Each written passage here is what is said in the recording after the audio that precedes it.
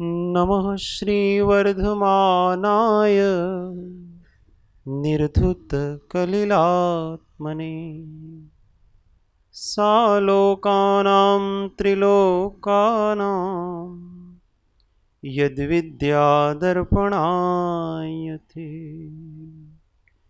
महादेव्या कुक्षिरत्नम् शब्दजीतर्वात्मजम् राजचन्द्रमहं वन्दे तत्त्वलोचनदायकम् जे स्वरूप समझा विना पाम्यो દુઃખ અનંત સમજાવ્યું તે પદનમો શ્રી સદ્ગુરુ ભગવન પરાત્પર ગુરુવે નમઃ પરંપરાચાર્ય ગુરુવે નમઃ પરમ ગુરુવે નમઃ સાક્ષાત પ્રત્યક્ષ સદ્ગુરુવે નમો નમઃ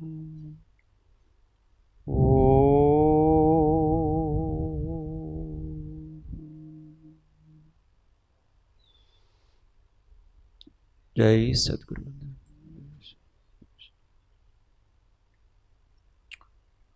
તત્વચર્ચામાં પરમ તત્વજ્ઞ શ્રીમદ રાજચંદ્ર રચિત શ્રી સદગુરુ ભક્તિ રહસ્ય કાવ્ય ભક્તિના વિષ દોરા 7મો દોરો. સૌ સાથે. અચળ રૂપ આસક્તિ નહીં, નહીં વિરહનો તાપ, કથા અલભ તુજ પ્રેમની, નહીં તેનો પરિતાપ, કથા અલભ તુજ પ્રેમની, નહીં તેનો પરિતાપ. અત્યાર સુધી કેટલા દોષ કોઈ ગણે છે? કઈ વાંધો નહીં, ગણી રાખવાના. અચળ રૂપ आसक्ति नहीं,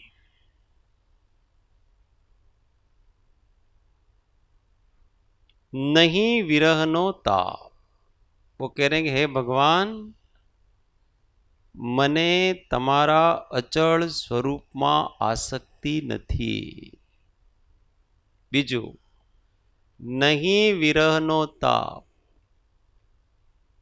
તમારો સંગ સત્સંગ નથી, દર્શન નથી, એનો કોઈ વિરહ પણ નથી. કથા અલબ તુજ પ્રેમની, તમારી ભક્તિની જે કથા છે જે કે દુર્લભ છે અને તે સાંભળવા નથી મળતી, એનો કોઈ સંતાપ પણ નથી. કેટલા દોષ બતાયા? 4 બતાયા કે 3 બતાયા? 3 બતાયા. એમાં પહેલો દોષ શું છે? અચળ રૂપ આસક્તિ નહીં. આટલું જો સમજમાં આવી જાય, બધું સમજમાં આવે.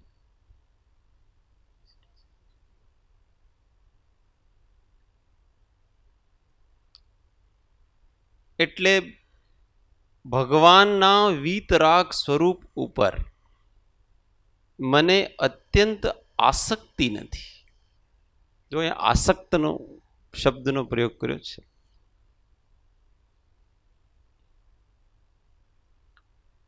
એટલે ભગવાનનો લો તો ઉપલક્ષ્યથી આપણે પોતાના જીવનો મૂળ સ્વભાવનો લઈ લેવાનો. એમાં આસક્તિ નથી. બીજી વસ્તુઓમાં ઘણી આસક્તિ છે. અનિત્યમાં, નિત્યમાં આસક્તિ નથી.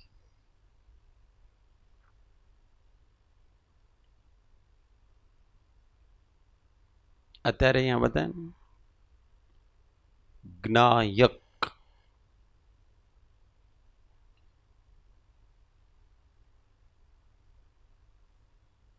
જ્યારે જ્ઞાયક એમ એની ચર્ચા ચાલતી હોય અથવા જ્ઞાનના વિસ્તારની ચર્ચા ચાલતી હોય તો આપણે અંદર શું ચાલે, એટલે શું ચાલવું જોઈએ, શું ચાલે કે આ બધી છે ને આ મારી વાતો કરે છે,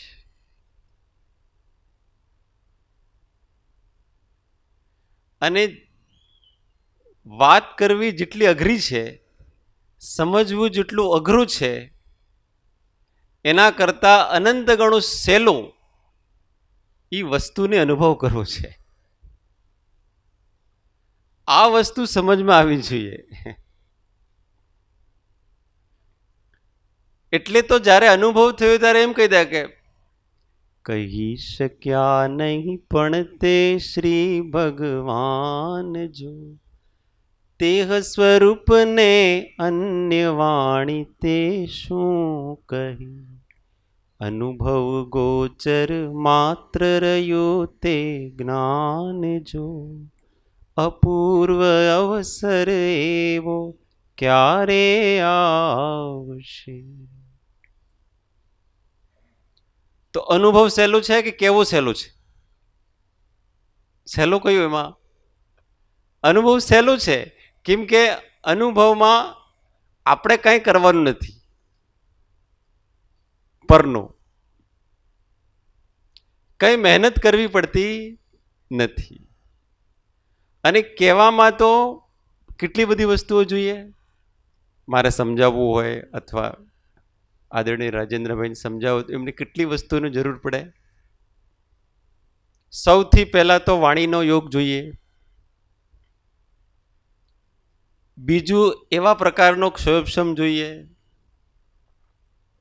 આ બધી વસ્તુ જોઈએ કે નહીં જોઈએ. ત્રીજું અનુકૂળ પરિસ્થિતિઓ પણ જોઈએ, એ બધું જોઈએ.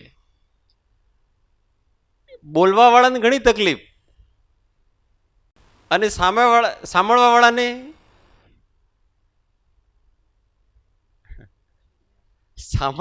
કોઈ તકલીફ નથી. બેઠા બેઠા જો એમને આત્માનો અનુભવ કરવો કરી શકે, બોલતા બોલતા નહીં કરી શકે.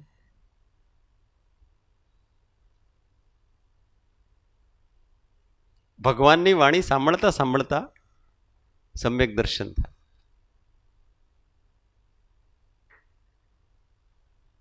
સાંભળતા સાંભળતા બે ફાટ થઈ જાય. વાણીનો પ્રતાપ છે.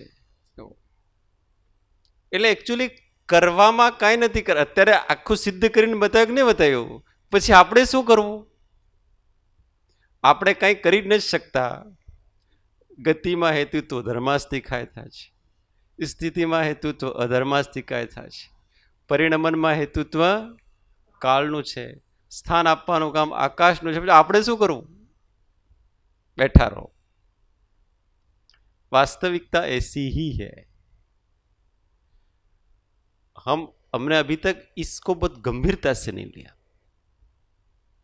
भगवान की बहुत सरल बात को हमने बहुत गंभीरता से नहीं लिया है, इसलिए हमको ऐसा लगता है आ तो छे ने तो समझावानी रीत छे भाई, एवं थोड़ो है.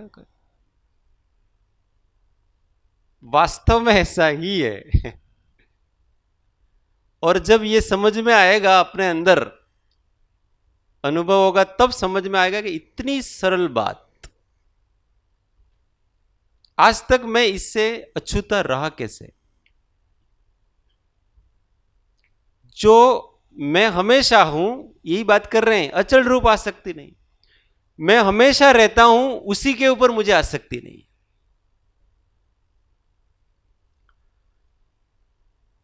स्वाध्याय चल रहा था उस समय हम थे कि नहीं? अभी हम हैं कि नहीं? स्वाध्याय होने के पहले हम थे कि नहीं? हम कब नहीं है ये बताओ. ये जीव कब नहीं है? सोते हैं उस समय हम रहते कि नहीं रहते? जागते हैं उस समय हम रहते कि नहीं रहते? कुछ भी काम करते हैं उस समय हम रहते कि नहीं रहते? भक्ति करते हैं उस समय हम रहते कि नहीं रहते? स्वाध्याय कर रहे हैं उस समय रहते कि नहीं रहते? ध्यान कर रहे हैं उस समय रहते कि नहीं रहते? क्रोध करते उस समय रहते कि नहीं रहते? अभिमान करते उस समय रहते कि नहीं रहते? विषय भोग कर रहे उस समय रहते कि नहीं रहते? हम कब नहीं रहते? हमारी सत्ता कब नहीं है? बस हमेशा उसकी तरफ दृष्टि करने का प्रयत्न करना कि जो हमेशा रहता है उसमें मुझे आसक्ति नहीं है, बदलता है उसमें आसक्ति है। कितनी सीधी बात, प्रयोग करें तो साक्षात होगा कि मेरा अब एक ही काम बाकी बचा है, क्या कि जो हमेशा रहता है मुझे बस मेरा उपयोग उसी के सन्निकट, उसी का स्मरण, उसी का चिंतन, उसी का मनन। मैं हूं, मैं मतलब कोई अभिमान की बात नहीं करना है, पर एक सत्ता है, अस्तित्व है, वो हमेशा रहता है। देखो, सत्य, चित और आनंद, तीन वस्तुएं हुई। सत्य क्या है? हम सती है। चित क्या है? चित ज्ञान, आनंद, सुख गुण। हमारे पास अभी इन तीनों में से क्या है और क्या नहीं है? बोलो। हम सत्य हैं कि नहीं? अच्छा, चित ज्ञान है कि नहीं? और आनंद है कि नहीं? तो फिर काहे को साधना कर रहे हैं? जब है तो फिर साधना की जरूरत नहीं है इसकी। तो देखो, चित और आनंद,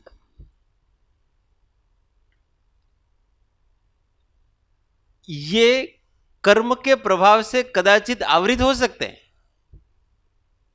सत्य कभी आवृत नहीं होता है। अब ये चित्त और आनंद प्रकट कैसे होगा? आपने सत्य के ऊपर दृष्टि देने से। इस सत्य का इधर ज्ञायक का है, उसी को अपन पारिणामिक भाव कहते हैं, उसी को चैतन्य कहते हैं, उसी को ज्ञाता कहते हैं, उसी को दृष्टा कहते हैं। सब जो मूल अस्तित्व है, मूल सत्ता है, वो हमेशा हम रहते हैं। तो अगर हम केवल उसी के ऊपर दृष्टि दें, हमें आनंद की आवश्यकता क्यों है? किस लिए? मेरी सत्ता है, उससे मैं संतुष्ट नहीं हूं। मैं हूं, इसमें मैं संतुष्ट नहीं हूं। बात कितना इतनी सरल बात है ना, कि हम केवल हैं और केवल होकर के रहें, कुछ नहीं चाहिए। अगर कुछ नहीं चाहिए तो परिपूर्णता का एहसास होगा। हमको परिपूर्णता का एहसास क्यों नहीं होता है? आनंद का एहसास क्यों नहीं होता है? क्यों? क्योंकि हम केवल और केवल अस्तित्व होकर के नहीं रहते हैं, हमको कुछ चाहिए। आनंद चाहिए। जब तक आनंद चाहिए तब तक आनंद नहीं मिलेगा। और जब तक ऐसा होगा अंतःकरण मुझे कुछ नहीं चाहिए, हूं ज्ञान मात्र पर भाव शून्य, हूं सहज ज्ञान घन स्वयं पूर्ण, हूं सत्य सहज आनंद धाम में सहजानंद स्वरूपी। हर हमेशा अपना होना पना ही पर्याप्त है।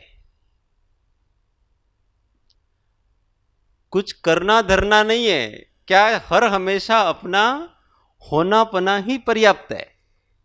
हम हैं बस, और हम इतना ही कर सकते हैं, इससे अधिक हमारा जोर चलता ही नहीं है। और वो तो हम हमेशा हैं। क्रोध कर रहे हैं उससे हम हैं, बस इतना ही रखे ना अपन। हमारे कर्म का उदय आया तो हमने केवल क्या किया? उदय को जाना, बस। सीधी बात। किसी ने निंदा की तो क्या उस निंदा से मेरा अस्तित्व नष्ट हो जाता है? मेरे अस्तित्व को क्या फर्क पड़ा इससे? कुछ नहीं। अच्छा, मुझे कोई वस्तु याद नहीं आ रही है, तो उससे मेरे अस्तित्व को क्या फर्क पड़ा? मैं नष्ट हो गया। और हमको बहुत सारा याद रहता है, सारी पुस्तकें, इससे मेरे जो अनंत गुण हैं उसमें किसी एक में वृद्धि हुई, किसी में कमी हुई, कुछ हुआ? अस्तित्व पे क्या फर्क पड़ा इसका? ये सब कम ज्यादा होते रहेंगे, पर सत्य है, अस्तित्व है, वो कम ज्यादा होता नहीं है। इसी का नाम स्वभाव है। तो केवल हमको क्या करना है? इसी का लक्ष्य रखना। तो हम हमेशा जल में कमलवत रहेंगे।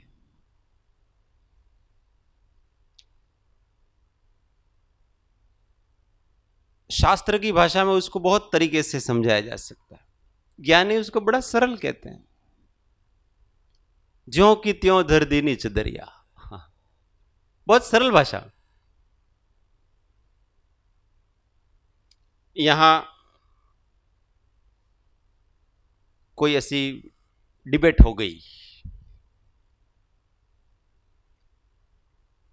झगड़ा हो गया, कुछ भी हो गया, तो जो दो व्यक्ति झगड़ा कर रहे हैं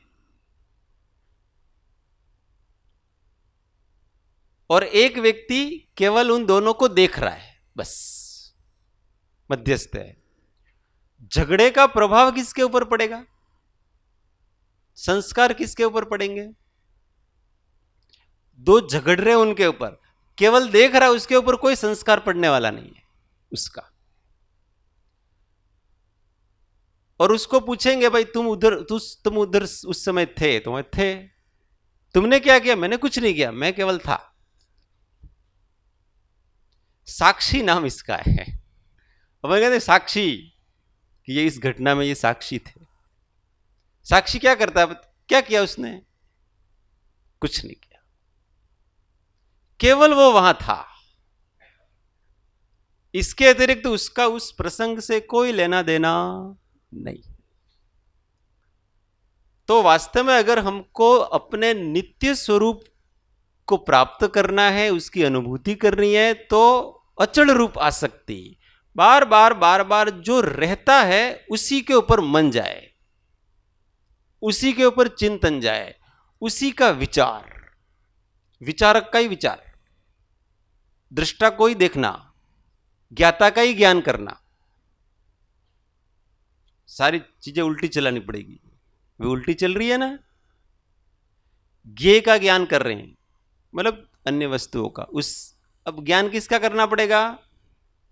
जो नहीं बदलता है, ज्ञान जिसमें से निकल रहा है ऐसा ज्ञाता, विचार जिसमें से निकल रहे हैं ऐसा विचारक। विचार तो आके जला जाता है, विचारक वैसा का वैसा रहता है। अगर हमारी दृष्टि विचार से के ऊपर से नहीं रही, विकल्प विचार को भी, और विचारक के ऊपर रही, तो वो जो विचारों से उत्पन्न जो भी तरंगे हैं, उसके जो संस्कार है वो हमारे ऊपर नहीं पड़ेंगे। ऐसे होती कर्म की निर्जरा। जब स्वरूप की दृष्टि होती है तो सोते जागते हम हमेशा कर्म की निर्जरा होती है, क्योंकि संस्कार पड़ ही नहीं रहा उसके। किसी भी उदय का किंचित भी संस्कार नहीं पड़ता है अगर हम स्वरूप निष्ठ होकर के रहे। पर यहां कहते हैं कि अचल रूप आसक्ति नहीं, ऐसा नहीं है। मुझे तो हमेशा बदलता रहता है, उसी में मैं बह जाता हूं। सवारे છે ને મારા સવારે સવારે છે ને ઘણા ભાવ સારા રહે, પછી જરા થોડો અલ્પાહાર થઈ જાય, પછી થોડો આળસ આવે,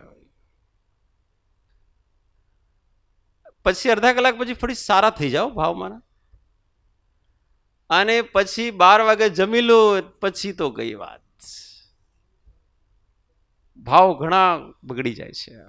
સુવાનું જ મન થાય, કોઈની વાત કરવાનું મન નહીં થાય, પછી સુઈને પછી એકદમ ફ્રેશ, ભાવ ઘણા સારા.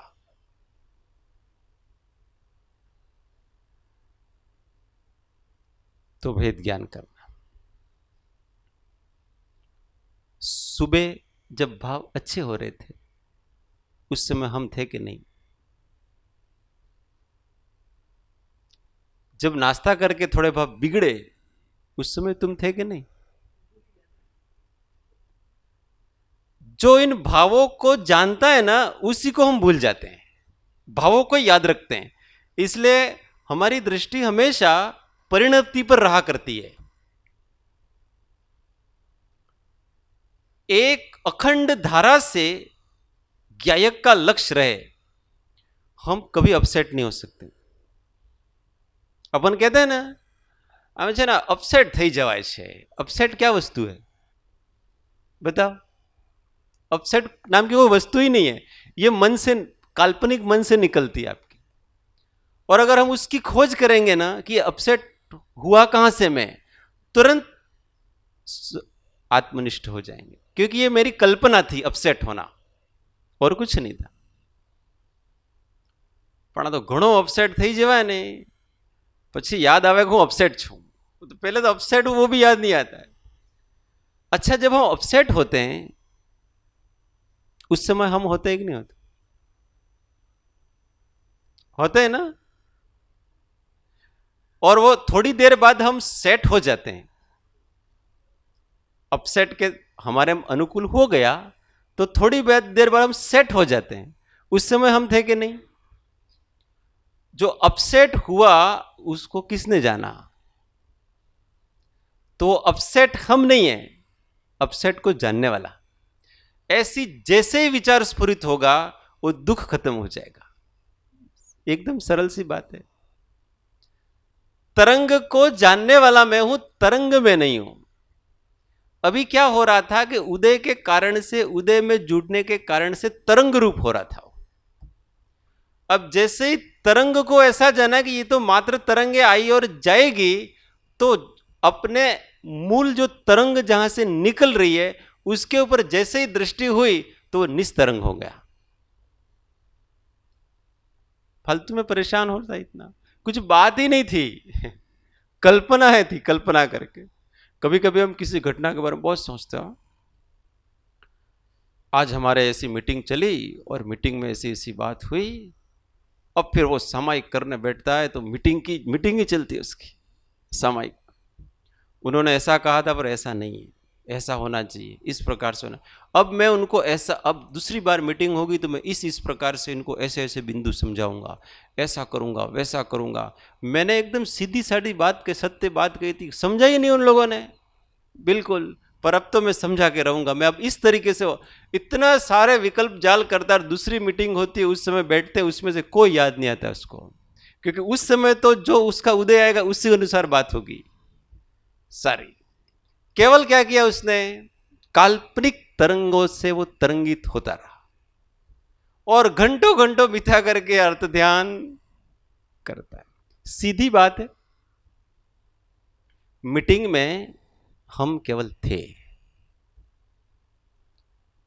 बात है काम करते करते कैसे स्वरूप का लक्ष्य रखना और उस घटना का, उस प्रसंग का अपने चित्त के ऊपर किंचित भी संस्कार नहीं पड़ने देना। ये कैसा काम है बताए? तलवार की धार पे चलना। और ज्ञानी करते हैं ऐसा। इसलिए ज्ञानी हर घटना में से कमल की तरह खिल के निकलते हैं। कैसा भी उदय आ जाए, चाहे पुण्य का उदय हो चाहे पाप का उदय हो। और हम श्रीमद जी के जीवन से देख सकते हैं, और भी महात्मा हम साहिब जी के जीवन में देखा हमने। ज्ञानियों के संग रहेंगे तो पता पड़ेगा ज्ञायक का लक्ष्य होता क्या है। थ्योरी हमको समझ में आ जाएगी, बहुत अच्छी बात है, पर जीता जागता होगा।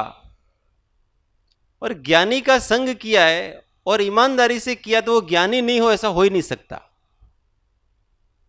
अगर आपने सत्य निष्ठा से किसी ज्ञानी का संग 6 महीने भी किया है ना, और उसमें ज्ञान का बीज नहीं पड़े, ऐसा नहीं हो सकता। अन्य अन्य दृष्टियों से किया होगा। हमको ज्ञानी के क्षोभक्षम पर बहुत अहोभाव आया, ज्ञानी की समता पे नहीं आया।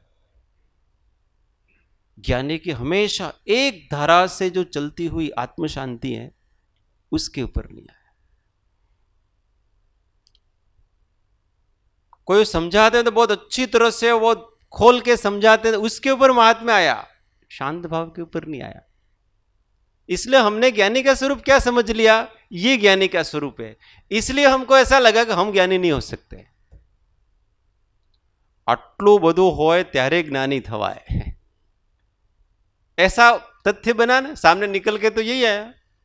તમે ઘણો સમજાવો છો, આટલું તો ભાઈ અમારે તો આ જન્મમાં તો ક્યારે આવશે નહીં, અને આ જન્મમાં તો અમે ક્યારે જ્ઞાની બનવાના નથી। दृष्टि गलत, तुम देख ही गलत कर रहे हो। ये ज्ञानी का स्वरूप है ही नहीं। ज्ञानी तो हमेशा तुम हो जो हमेशा रहते हो। इतना सरल वस्तु करके ज्ञानी अपने हाथ में रखते हैं उसको, हमेशा जो अपनी उपस्थिति और किसी भी जगह पर केवल और केवल निष्काम भाव से सहज उपस्थित होने से हमको कोई नुकसान नहीं। हम स्वाध्याय सुनते सुनते देखो, अचल रूप आसक्ति नहीं, कई विषयांतर कहीं होता ही नहीं है, उसी पे बात चलेगी सब, पर हम जीवन में प्रयोग में कैसे लाए उसको, तो अत्यंत जागृति। स्वाध्याय में बैठे 1 કલાક થઈ ગયો, अब क्या होगा, थकान लगेगी कि नहीं लगेगी? लगेगी थकान, ठीक। कभी कभी तो अपन सुनते सुनते में अपने को ऐसा लगता है, यार ये बंद करे तो अच्छा है, जैसे बंद होगा और मैं भागूंगा यहां से। ये सब होता है कि नहीं होता है? ये तो सब अपने अनुभव में है, सारे अज्ञान हमारे अनुभव में है। अच्छा, थकान क्यों लगती है पता है? थकान क्यों लगती है हमको? मेहनत करेंगे तो थकान लगेगी, स्वाभाविक है, मेहनत करेंगे तो थकान लगेगी। तो हम क्या होता है कि अपने उस दिमाग का इतना अधिक उसके ऊपर प्रेशर डालते हैं। क्या हम दिमाग हैं? हमारा स्वरूप दिमाग है क्या? हम सहज नहीं रहते हैं, शांत नहीं रहते हैं। हमारी शांति किसी को समझने में भी टूट जाती है। कभी भी अशांत होकर के कोई वस्तु नहीं समझ सकते, शांत होकर के ही समझ सकते हैं। तो पहले अपनी शांति पे ध्यान रखो, सहज शांत होकर बैठो, और जैसे जैसे जो जो कहा जा रहा है उसको शांति से समझने का प्रयत्न करो। कुछ वस्तु समझ में नहीं आई, लिख दिया बाद में, फिर शांति से बैठ जाओ। ऐसे शांति से करने से थकान ही नहीं लगती। और हमें तो केवल क्या करना था, वहां उपस्थित रहना था, बाकी तो हर समय के क्षयोपशम की अपनी पर्याय ग्रहण कर रही है। ये बड़ा गूढ़ ज्ञान हो। हम नहीं चाहेंगे, हम प्रयत्न नहीं करेंगे तो क्या ये समझ में नहीं आएगा? ऐसा है, हम दिमाग लगाएंगे नहीं लगाए तो? ऐसा नहीं है। हर एक समय की अपनी जो क्षयोपशम की पर्याय है ना, वो तो होकर के रहेगी, और आप शांत रहेंगे तब भी वो वस्तु समझ में आएगी। हम ऐसे बहुत ऐसा कड़क दिमाग नहीं लगाए, ऐसा नहीं करेंगे तो कैसे समझ में आएगा भाई? तो भी समझ में आएगा। केवल शांति में ही क्षयोपशम खिलेगा आपका। परंतु हर जगह थकान, जब बोर हो जाते हैं, शोक में हो जाते हैं, चिंता में आ जाते हैं, इन सब का कारण क्या है पता है? अपने को भूल जाते हैं, अपने सहज स्वभाव को भूल जाते हैं, शांत स्वभाव को भूल जाते हैं, साक्षी भाव को भूल जाते हैं, ज्ञायक भाव को भूल जाते हैं। इसलिए उदय में ऐसे प्रवाहित हो जाते हैं। इसलिए ज्ञानियों के चेहरे पर हमेशा तेज और शांति ये झलकेगी, उत्साह दिखेगा। ऐसा मायूसी नहीं होगी ज्ञानियों के, सो करिए अभी तो गुणा था कि, ऐसा नहीं। उत्साह किसका दिखता है पता है? हमेशा सहज शांत। तेवा थवानो प्रयत्न करवो, कृपालदेव ने कहा है ना, निराबादपणे जेनी मनोवृत्ति वया करे छे, संकल्प विकल्पनी जेने मंदता થઈ છે, पंच विषयથી વિરક્ત બુદ્ધિના અંકુરો જેને ફૂટ્યા છે, અનેકાંત દૃષ્ટિયુક્ત એકાંત દૃષ્ટિને જે સેવ્યા કરે છે, જેની એકમાત્ર શુદ્ધ વૃત્તિ છે, તે પ્રતાપી પુરુષો જયવંત રહો, આપણે તેવા થવાનો પ્રયત્ન કરવો જોઈએ, ऐसा भी लिखा। तो निराबादपणे जेनी मनोवृत्ति वया करे, अचल रूप आसक्ति। हम क्या करते हैं? अचल रूप आसक्ति में केवल भगवान को नहीं लेना, वो तो वितराग स्वरूप हो जाएगा। हमारे अंदर भी एक भगवान बैठा है जो हमेशा रहता है। इसलिए तो कहते क्या, अप्पा सो परमप्पा, आत्मा ही परमात्मा है। तो क्या हम अभी भगवान नहीं हैं? ऐसा कौन कहेगा कि हम अभी भगवान नहीं है? अगर हम अपने नित्य स्वरूप को देखें तो, क्योंकि हमारे सत्य में, हमारे नित्य स्वरूप में और भगवान के नित्य स्वरूप में अंतर नहीं है। केवल अंतर किस में? चित्त और आनंद में। सच्चिदानंद, उसमें सत्य में तो कोई फर्क नहीं है, चित्त और आनंद में ही फर्क है बस। और जब हमारी कोई इच्छा नहीं रहेगी तो भगवत स्वरूप ही हो गए। इसलिए वस्तु समझने के बाद, अपना सत्य स्वरूप समझने के बाद, हमेशा स्वरूप की ओर दृष्टि करते हुए वासनाओं का क्षय करो, इतना सा मार्ग है। और वासनाओं का क्षय भी वास्तव में प्रयत्न पूर्वक भी करना भी नहीं पड़ता है। सहज जैसे जैसे स्वरूप दृष्टि होती जाती है वैसे वैसे तुरंत वासना क्षय हो गया। जिसके उपयोग में केवल अपना निज स्वरूप रहता है वो वासना के अधीन होगा ही नहीं। उससे क्या होगा? अंदर में जो सत्ता में पड़ी हुई वासनाएं हैं, वो सत्ता में पड़ी हुई वासना है, वो भी धीमे धीमे उदीर्णा होकर के निकलती रहती है और धीमे धीमे कर्म क्षय हो जाती है। इसलिए वास्तविक ज्ञान प्राप्त होने के बाद बहुत पूर्वक का बहुत जो प्रयत्न होता है वो प्रयत्न नहीं है, वहां सहजता का प्रयत्न है, शांति का प्रयत्न है। केवल हमको अपनी आत्म शांति बनाए रखनी है बस, वो नहीं टूटे, समता नहीं टूटे, हमारा ज्ञान भाव नहीं टूटे। ऐसा नहीं होता है, इसलिए फिर भगवान के सामने जगह कहते हैं अचल रूप आसक्ति। ऐसा नहीं होता भगवान, बार बार बार बार आप कहते तो हो परंतु छूट जाता है, अभी यहां बाहर से निकलते ही छूटेगा। इसलिए वारंवार सत्संग की जरूरत है और सत्यार्थ सत्संग की जरूरत है कि एक ही बात पे चोट करनी हमेशा, तो धीमे धीमे धीमे धीमे धीमे जहन में बैठता है। और जैसे जैसे प्रयोग करने लगेंगे ना अपन, तो वो सारी पटल अपने अंदर के खुलते जाते हैं, अंदर अंदर आनंद आने लगता है, लहरें उठने लगती है, शांति टूटती नहीं है ना। इसलिए अचल रूप आसक्ति नहीं, नहीं विरहनो ताप। स्वरूप से हमेशा च्युत हो रहे हैं परंतु कोई पड़ी नहीं है, विरह लगता ही नहीं है भगवान का, आत्मा का। ज्ञानी महात्माओं ने किस प्रकार से अपने आत्म स्वरूप को प्राप्त किया वो उनका जीवन पढ़ना चाहिए। उनको आत्म स्वरूप, आत्म साक्षात्कार होने के पहले की उनकी दशा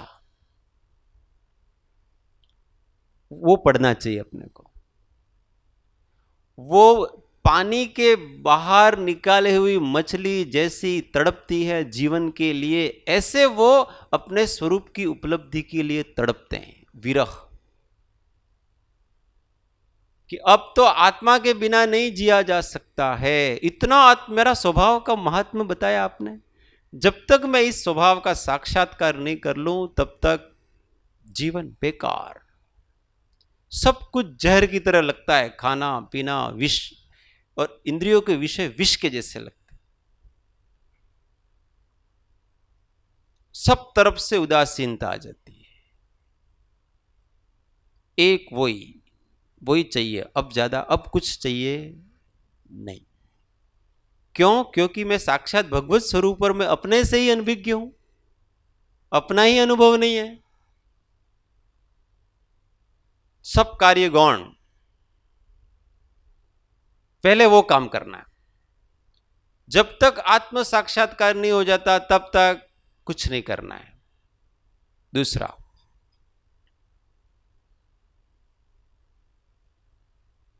अगर ऐसी दृढ़ता हो ना,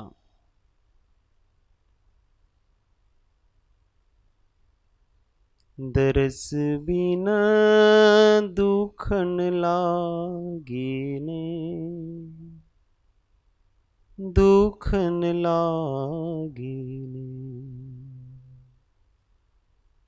जब से तुम बिछड़े प्रभु मोरे, जब से तुम बिछड़े प्रभु मोरे, कबहु न पायो चैन, दरस बिना दुखन लागे ने, दुखन लागे ने। ज्ञानी का विरह और ज्ञान स्वभाव का विरह। सबसे पहले तो ज्ञानी का विरह होना चाहिए। वो नहीं आएगा तो आत्मा भी नहीं मिलेगी।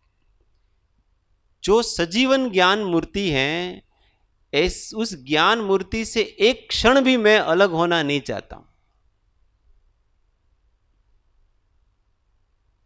ऐसी भक्ति नहीं विरहनो ताव। हमारे तो चलता है, आजकल तो ऐसा हो गया फिर ऑनलाइन, तो वो ज्ञान भी ऑनलाइन ही होगा।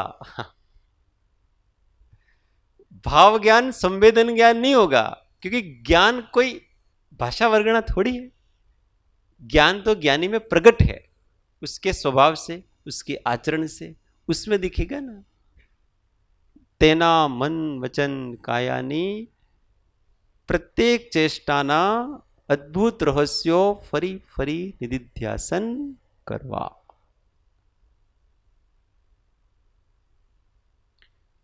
पर देखने का तरीका होता है, सामान्यपने को देखने का अभ्यास, विशिष्टता को नहीं। ज्ञानी के पास भी लोग रहते हैं, नहीं रहते हैं, हमको अनंत ज्ञानी को भेटा हुआ नहीं हुआ ऐसा नहीं, पर हमने उसमें उनकी विशिष्टता को देखा, सामान्यता को नहीं देखा, उनकी सहजता को नहीं देखा। वो दृष्टि में आए तो हम तुरंत वैसे हुए बिगड़ रहते। उनका वास्तविक रहस्य ये है। तो जो वास्तविक रूप से जो अंदर से उनका जो दृष्टि है, उस प्रकार की दृष्टि, तो कहते हैं कि मुझे नहीं विरहनो ता।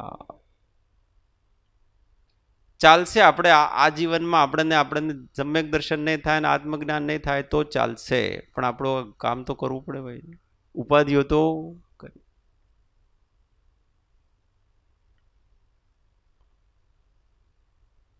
नहीं विरहनो ताप. कृपालुदेव ने लिखा है दर्शन परिशह से, एक्चुअली मूल में वो अदर्शन परिश है, पर यहां अध्यात्म की दृष्टि से उन्होंने लिखा है कि हमें अपने स्वरूप को प्राप्ति करने का अत्यंत अभिप्सा चाह वो होनी चाहिए। रात को नींद भी नहीं आनी चाहिए, 2-2 बजे उठ जाना चाहिए। अभी तक ये सब ऐसा लगता है कि ये सब अशांति है। ये अशांति नहीं है। ये अशांति नहीं है, ये शांति को जाने की प्रभात है। अब ये शांति की प्रभात में प्रवेश किया, वो जाएंगे, खिलेगी वो शांति धीमे धीमे धीमे धीमे। इतना विरह जागना चाहिए। ये जो मीराबाई वगैरह ऐसे विरह के गीत गाते थे, तो वो कोई आकुल व्याकुल होते होंगे? ऐसा नहीं है। उस विरह में जो आनंद है ना, क्योंकि उस विरह में जगत और जगत के भोगों के प्रति अत्यंत अनासक्ति है। आकुलता किससे होती है पता है? संसार से आकुलता होती है, संसार के विषयों से आकुलता होती है, उसको भोगने से आकुलता होती है। परंतु भगवान को पाने का विरह है, उसमें कोई आकुलता नहीं है, उल्टा आनंद है उसमें। ऐसी आकुलता कार्यकारी है, होनी चाहिए। ये नहीं होगी, ये नहीं होती है, इसका अर्थ ये है कि हमारे जो मिथ्यात्व है ना, थोड़ा दृढ़ है, अभी झुकाव ही नहीं हो रहा है उसकी तरफ।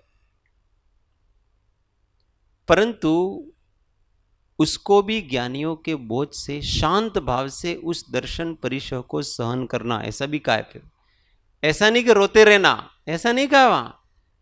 शांत भाव से प्रतिपल प्राप्त करने की इच्छा है, परंतु क्या जल्दबाजी करने से वो मिल जाएगा? ऐसा नहीं।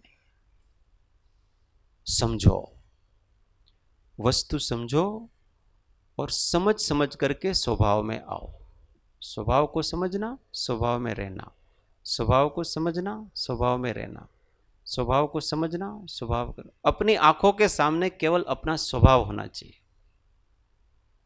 और कुछ नहीं। बाकी सब चीजें हर हमेशा पूछना, कोई भी चीज करें, मेरा स्वभाव क्या है। बहुत से लोग दुखी होकर के ऐसे आते हैं, आमने आ એટલા પરેશાન કરે છે, આના કારણથી આમ છે, શું કરવું? कोई अपनी निंदा, एक प्रश्न ऐसा है, कोई अपने गुरु की निंदा करता है, आगम की निंदा करता है, उसको उसके प्रति अपने को गुस्सा करना कि नहीं करना?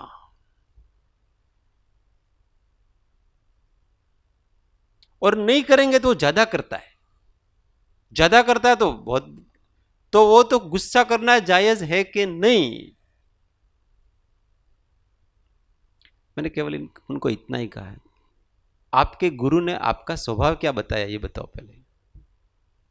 आप जिस गुरु के लिए क्रोध करने जा रहे हो, जिस आगम के लिए क्रोध करने जा रहे हो, लड़ाई करने जा रहे हो, संघर्ष करने जा रहे हो, उस आगम ने और उस गुरु ने आपका क्या स्वभाव बताया ये बताओ।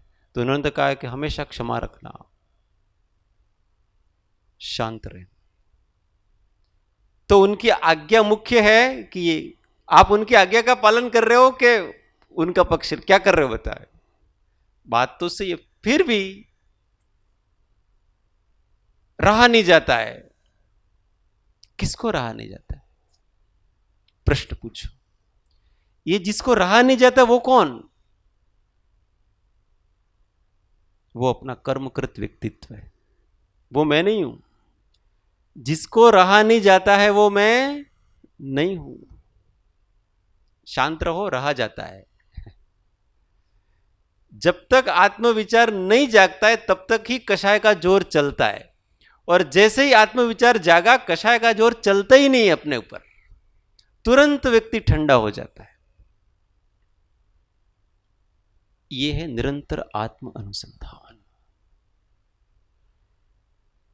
इस प्रकार से करने से जो विरह का ताप है वो संताप भी नष्ट होगा और एकदम शांत आत्मा हो जाए। बहुत साधारण तरीके से हम अपने स्वरूप को प्राप्त कर सकते हैं, हमेशा जागृत रह करके।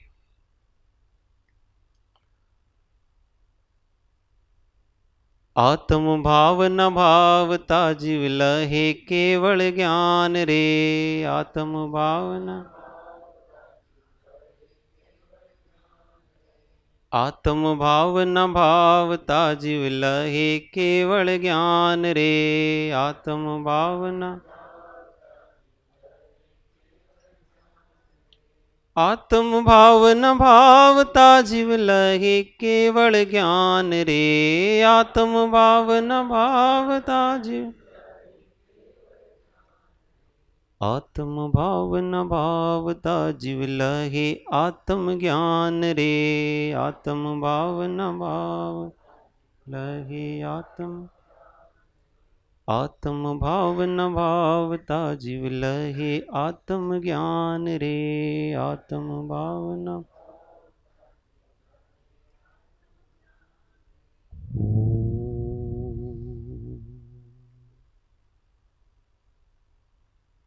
देह छता जेनी दशा वर्ते देहाती ते ज्ञानी ना चरण हो वंदन अगणी।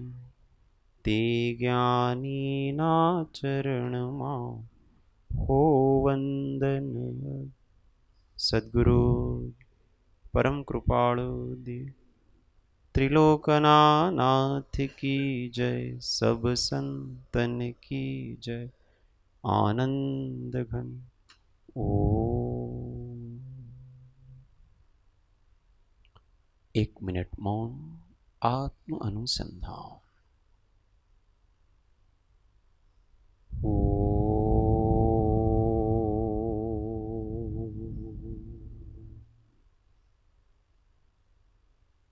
सूत्र सौ साथे।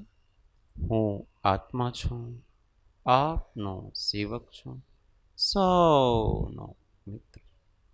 हूँ आत्मा छूं आपनो सेवक छूं सौनो मित्र छूं।